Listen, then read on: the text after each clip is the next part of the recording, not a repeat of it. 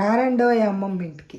ఈరోజు మీకు అద్భుతమైన టేస్ట్ ఆరోగ్యకరమైన చట్నీ గురించి మీకు చూపిస్తాను. ఇది పుదీనా చట్నీ. ఈ దొడ్లో కుండీలో పెడితే బాగా వచ్చింది. ఇది పుదీనా చట్నీ. ఆ పుదీనా చట్నీ ఎలా తయారు చేయాలి? ఈ చట్నీ అన్నంలోకి, చపాతీలోకి, దోశలోకి, రోటీకి అద్దరిపోయిద్ది. భలే టేస్ట్ ఉంటుంది. ఈ చట్నీకి కావలసినవి ఎండుమిరపకాయలు మీరు తుంచి పెట్టుకోండి. తుంచి పెట్టుకుంటే లోపల వరకు వేగి బాగుంటాయి. ఒక స్పూను ధనియాలు, ఒక స్పూను పొట్టు మినపప్పు, భలే టేస్ట్ ఉంటుంది. పొట్టు మినపప్పు వేసుకోండి. ఒక అర స్పూను జీలకర్ర, వెల్లుల్లి. ఇది చింతకాయ తొక్కు పచ్చడి అన్నమాట.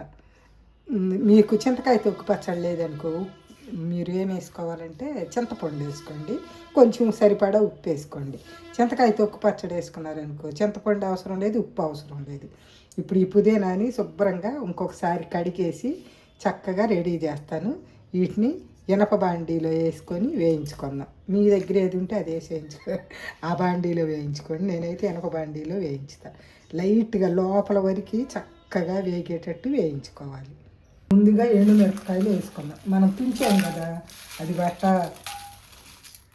గింజలు వస్తాయి. ఆ గింజలన్నింటినీ తర్వాత వేసుకుందాం. ముందే వేసామనుకో గింజలు మాడిపోతాయి, టేస్ట్ ఉండదు. ఇప్పుడు దీనిలో కొంచెం ఆయిల్ వేసుకుందాం. సరిపోద్ది, ఎక్కువ అవసరం ఉండదు. చూడండి, ఇలా గింజలన్నీ పక్కకు తీసుకున్నారనుకో అది మాడిపోకుండా ఈ మిరపకాయలు కూడా తొందరగా వేగుతాయి లోపల వరకు. సెగ మాత్రం సిమ్లోనే ఉంచుకోవాలి. ఈ ధనియాలు, మినపప్పు కూడా వేసేద్దాం. వేసేసి చిన్న సెగ మీద చక్కగా వేసుకుందాం. ఇది బాగా వేగినవి. దీనిలో ఈ మిరపకాయ గింజలు ఇప్పుడు వేసుకున్నాం అనుకో, ఇవి కూడా మంచిగా చక్కగా వేగుతాయి. మంచి టేస్ట్ కూడా ఉంటుంది. అసలు రోట్లో నూరితే ఆ మిరప గింజ మన పంటి కింద పెడితే అంత బాగుంటుందో. ఇప్పుడు మిరప గింజలతో సహా చక్కగా వేగిపోయినవి. దీనిలో మనము ఈ జీలకర్ర వేసుకొని ఇంకా తీసేసి వేరే ప్లేట్లోకి తీసుకున్నాం. వీటిని చూడండి, ఇప్పుడు మనం కడిగి పెట్టుకున్న పుదీనాని దీంట్లోకి వేసాము. మీరు ముదురు కొమ్మలో అడుగున ముదురుగా ఉంటేనే తీసేయండి, లేకపోతే లేకుండా వేసుకున్నా ఏం కాదు.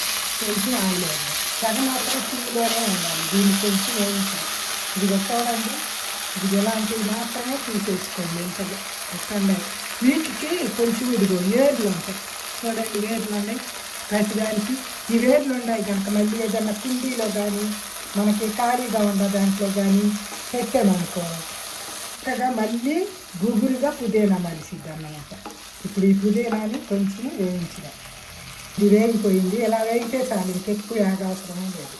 ఇంక ఇప్పుడు దీన్ని మీకు ఇష్టమైతే రోట్లోనైనా లేకపోతే మిక్సీలోనైనా వేసుకోండి. నేనైతే మిక్సీలో చెయ్యి నొప్పి పడుతుంది. ఈరోజు మిక్సీలో వేసుకొని తీసుకొచ్చి పచ్చడి తాలింపు వేసేటప్పుడు చూద్దాం.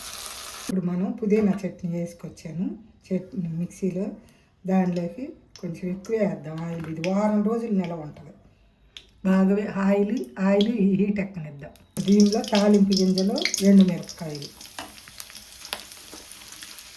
ఇప్పుడు దీనిలో కొంచెం ఎక్కువ కరివేపాకు.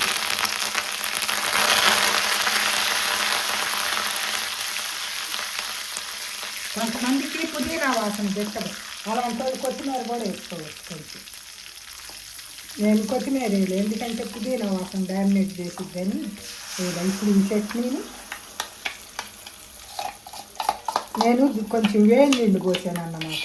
గట్టిగా ఉంటుంది కదా, అందుకని కొంచెం వేడి నీళ్ళు పోసాను.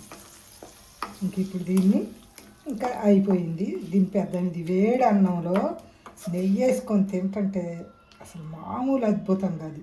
ఎలాంటి ఏ కూర కూడా దీనికి సరిసాటి రాదే అనిపించింది. అంత సూపర్గా ఉంటుంది. చూస్తుంటే నేను నోరు ఊరిపోతుంది కదా, సూపర్ ఉంటుంది. భలే టేస్ట్గా ఉంటుంది. ఒక్కసారి మీరు కూడా ట్రై చేయండి. మీరే చెబుతారు అవునమ్మ చాలా బాగుందని.